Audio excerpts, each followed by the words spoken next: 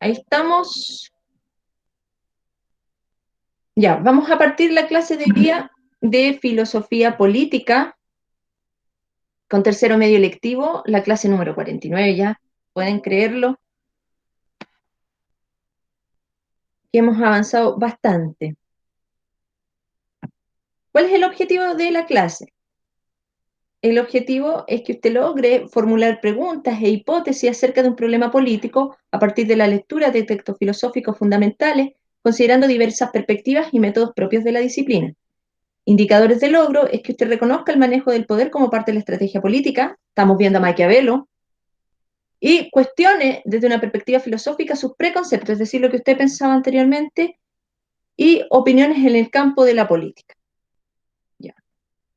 A ver, nosotros partimos para ordenarnos un poquito ya la semana antes pasada, no, pasada, con un filósofo político, ¿no es cierto?, 500 años atrás del Renacimiento, que se llamaba Nicolás Maquiavelo.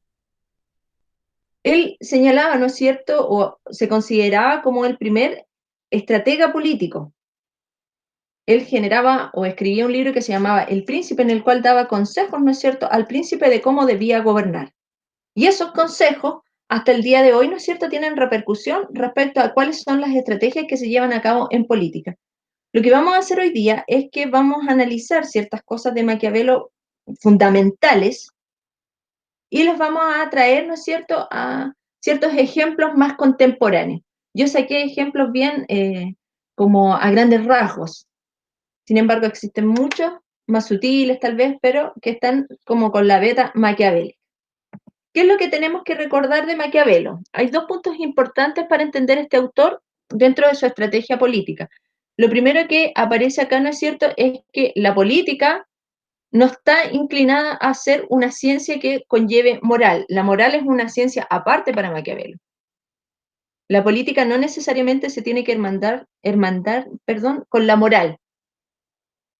¿Por qué? Porque él señalaba, ¿no es cierto?, tenía una concepción de que los hombres son malos y, en cierta medida, un gobernante que actuara siempre bien iba a terminar, ¿no es cierto?, caído y no iba a poder conservar el poder. Por ende, tenía que utilizar ciertas estrategias que no necesariamente tenían que ser ligadas a la moral o los actos buenos. Las estrategias políticas, en ese sentido, para Maquiavelo, no están relacionadas con lo moral. Por eso se considera, ¿no es cierto?, como un pensador inmoral muchas veces. ¿Qué otra cosa es importante? Que también lo señalamos a grandes rasgos. Para Maquiavelo, el objetivo de la política no es el bien común, que ese es un objetivo que aparece en Aristóteles ya en el siglo IV antes de Cristo, ¿no es cierto?, en su texto La Política, en donde él señala que el objetivo, el fin último de la política, a lo que tiene que aspirar todo político, es a conseguir el bien común de la ciudadanía, de todos. Por eso bien común, para todos. Sin embargo, Maquiavelo dice que no, que el fin último de la política o del político tiene que ser el mantenerse en el poder. Y por eso él da estos consejos de cómo se tiene que mantener en el poder. ¿No es cierto? Ahí va dando punto por punto. Nosotros vimos los más como característicos. Sin embargo, el libro El Príncipe es bien cortito, si alguna vez lo quieren revisar. Obviamente, de pronto cuesta comprender ciertos aspectos porque él utiliza muchos ejemplos de contextos históricos que estén relacionados, ¿no es cierto?, como para dar ejemplo de lo que sucedió.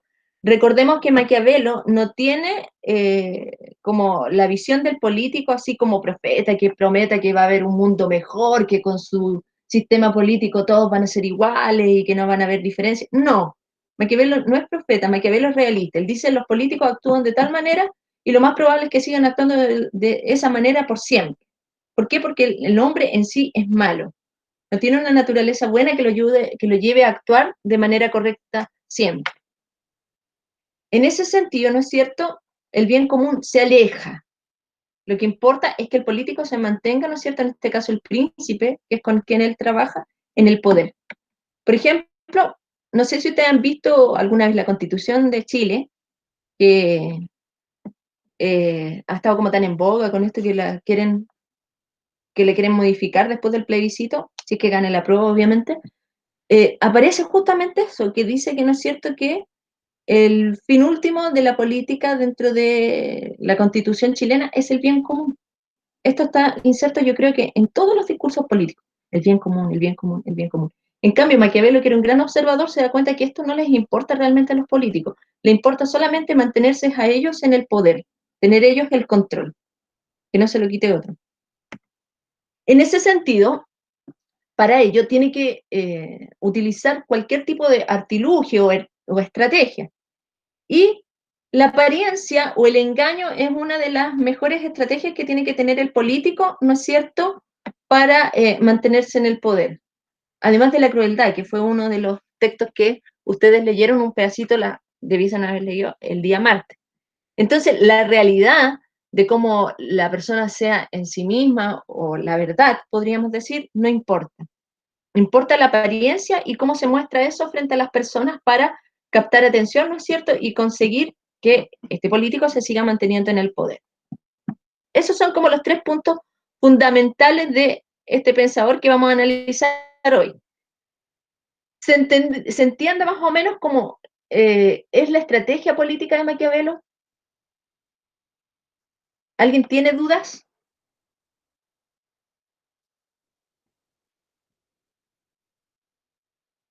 ¿No? Francisco Cubillos, ¿tiene dudas usted? No, ya. Sigamos entonces. Si tienen dudas, dígame, Miss, por favor, pare, explique esto de nuevo o qué pasa con esto, porque yo puedo tirarme y hablar mucho y la verdad es que no, no logro captar si están entendiendo o no. Entonces sigamos. Hasta ahí los puntos fundamentales de Maquiavelo. Vamos a traer a Maquiavelo, que fue un renacentista, ¿no es cierto?, de 500 años atrás, más a la época contemporánea. Y nos vamos a retrotraer a un pensador marxista que se llama Antonio Gramsci. No sé si lo conozcan, pero él es muy importante porque, en cierta medida, es el que establece, ¿no es cierto?, la revolución cultural. Eso lo vamos a ver después. Hoy día vamos a sacar como cierto extracto de un texto que tiene este italiano que se llama Maquiavelo y Lenin, Notas para una teoría política marxista. Gramsci también es un estratega político. Entonces, él toma ciertos puntos de Maquiavelo y los transforma al marxismo. Recordemos que cuando vimos, ¿no es cierto?, a Marx, decíamos también que el eje de la revolución, o cuando se comienza la revolución, también se pone como la moral entre paréntesis. Tampoco hay una visión, ¿no es cierto?, que prime respecto a actos morales como freno de la acción de praxis o de revolución. No sé si eso les queda claro. Cuando yo estoy aplicando la revolución, la moral pasa a segundo plano. Empieza a importar la acción para llevar a cabo esa revolución. La revolución es como el fin último por el cual los medios dan lo mismo, aun cuando yo tenga que matar a unas personas, tenga que encarcelar, el fin último es el que importa. Recuerden lo que en cierta medida se le adjudicaba a Maquiavelo, aun cuando él no lo había dicho, que se señalaba que el fin justificaba los medios. ¿No es cierto? Si bien no es una frase maquiavélica propiamente tal, él no está expresada en sus textos, se le atribuye porque recoge en cierta medida la síntesis de lo que pensaba él. Ahora, ¿qué es lo que dice Gramsci o cómo ajusta Gramsci este pensamiento maquiavélico al marxismo? Él dice que el príncipe moderno, o el mito príncipe, no puede ser una persona real, un individuo concreto, solo puede ser un organismo, un elemento de la sociedad complejo en el cual comienza a concretarse una voluntad colectiva reconocida y afirmada parcialmente en la acción. Entonces ahí él está pensando, ¿no es cierto?, en un organismo o en un elemento, ¿no es cierto?, colectivo en el Partido Comunista. Este organismo ya ha sido dado por el desarrollo histórico y es el partido político, el PC, ¿no es cierto? La primera célula en la que se resumen los gérmenes de la voluntad colectiva que tienden a devenir universales y totales. Entonces, este príncipe, ¿no es cierto?, que describía Maquiavelo con ciertas estrategias que tiene que llevar a cabo, para Gramsci lo tiene que tomar el Partido Comunista. ¿Por qué? Porque ellos tienen que llevar a cabo, ¿no es cierto?, este proyecto que tienen ellos, ¿no es cierto?, de revolución y de establecer el comunismo a nivel general, por lo cual tienen que tomar ciertas estrategias. Entonces, lo primero que hace Gramsci es establecer que ya no existe el príncipe como una persona en sí misma individual, sino que es este colectivo que representa como voluntad colectiva a todos los otros. Por eso es universal y total.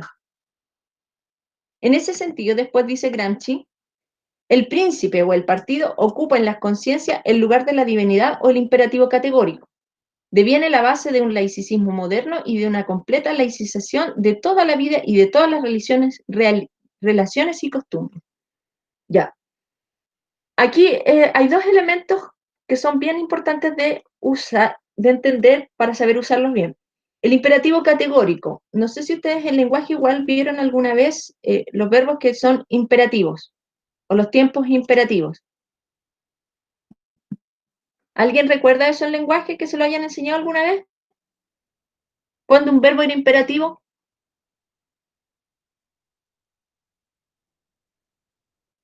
No.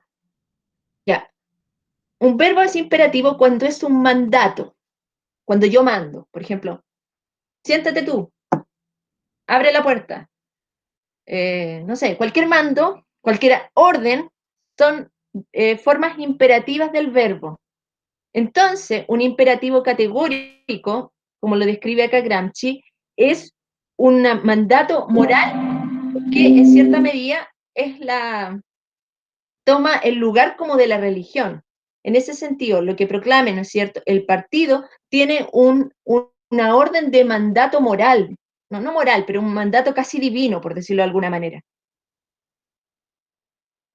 Eso está relacionado con la base de un laicismo moderno. Tomemos en consideración que eh, los comunistas, como lo vimos también, piensan que toda la religión es una forma de alienación, por lo cual se busca que la sociedad se aleje, ¿no es cierto?, de esa forma de ver la realidad.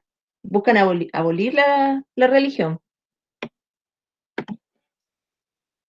¿Se entiende?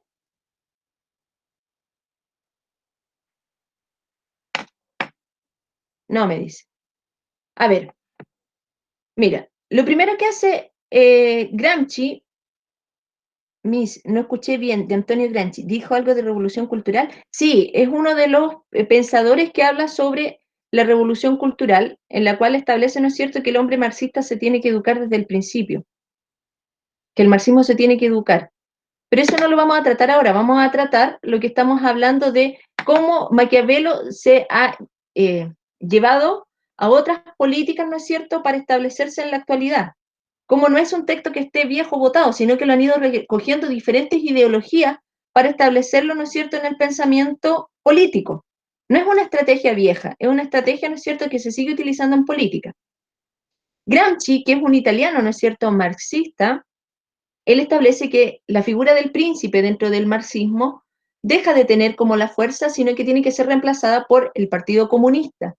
El Partido Comunista, ¿no es cierto?, tiene que tener como forma cierta estrategia que seguir, que está dada por este príncipe maquiavélico.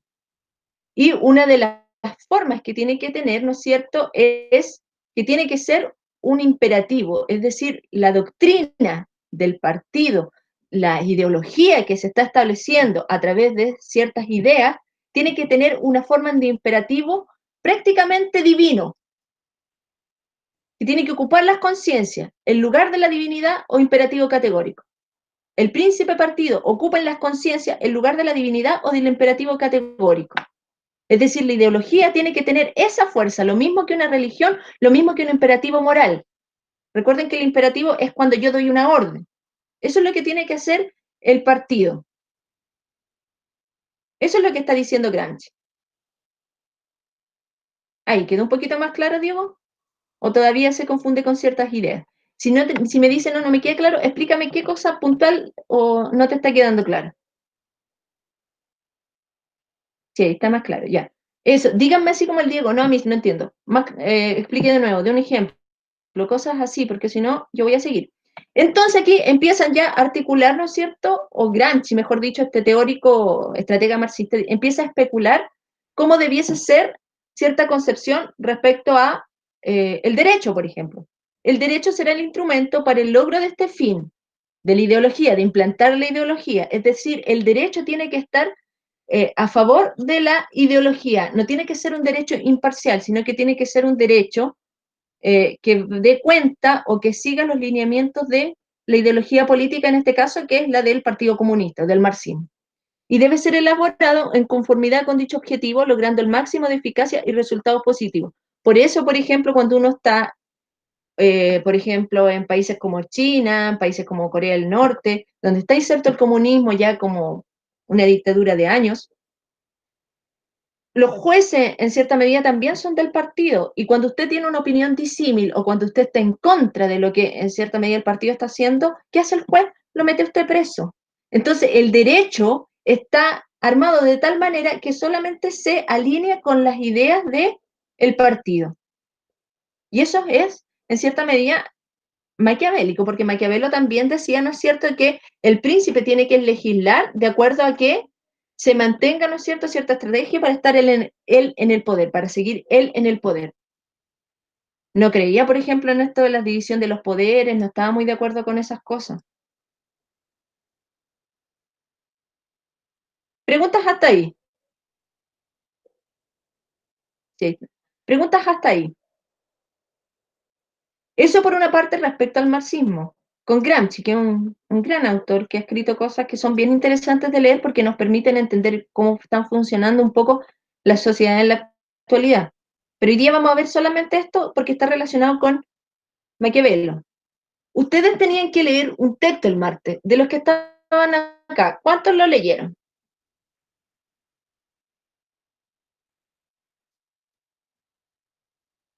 El Daniel lo leyó, me dijo. El Cristian no. Sí, el Daniel sí. El Miguel también.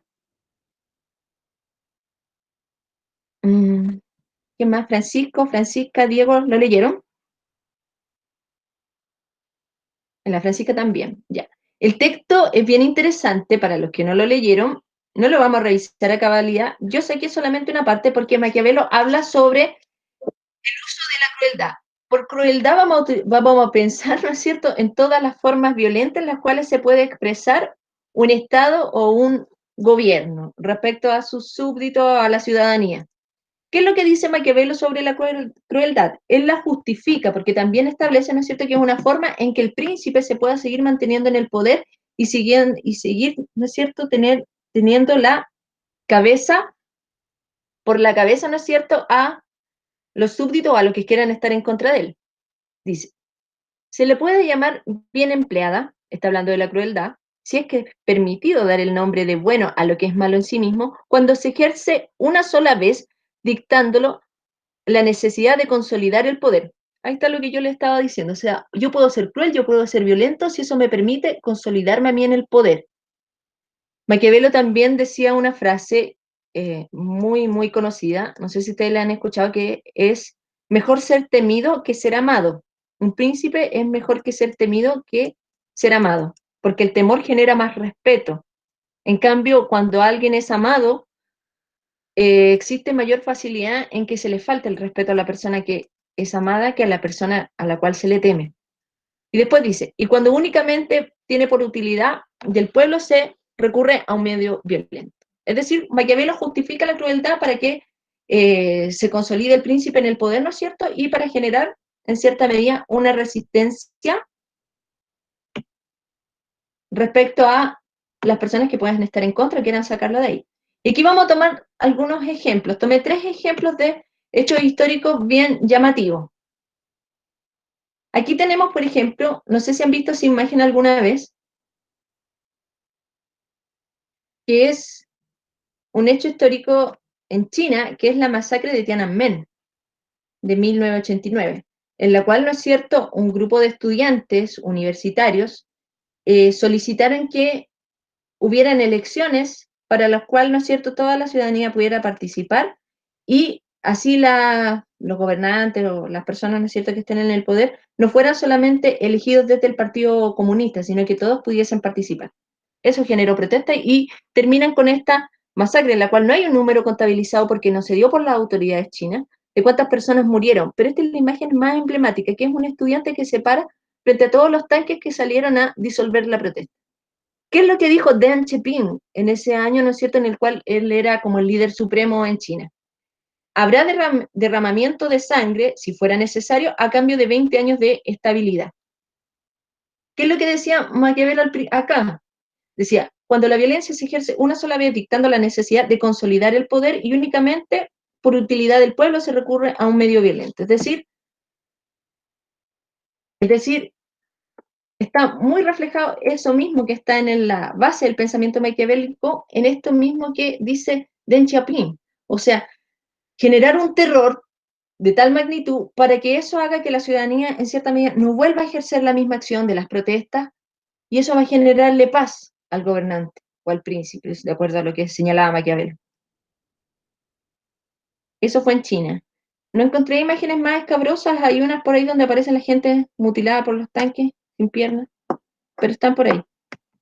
Después encontré esto de Pinochet sobre Allende, que también refleja una forma maquiavélica de establecer, ¿no es cierto?, la forma de consolidarse en el poder. En general, las dictaduras, los totalitarismos, siempre tienen ribetes muy maquiavélicos y son manifiestos, no es como en otras por las democracias liberales donde por lo menos aparecen más ocultos, más velados. En las dictaduras y totalitarismo simplemente se dice. ¿Qué es lo que dijo Pinochet sobre Allende en 1973? Se mata a la perra y se acaba la leva. No sé si habían escuchado esa frase, ¿alguno de ustedes? Sí, no, es una frase que se dictó, ¿no es cierto?, que la dijo en ese año, refiriéndose a que matando a esta persona que era como el cabecilla, el resto iba a bajar como la guardia, iban a como a tener temor y no iban a seguir molestando. Una perra con leva, que es una forma como vulgar de referirse, es cuando una perrita anda en celo, ¿no es cierto?, y anda un montón de perros detrás de ella. A eso estaba haciendo referencia.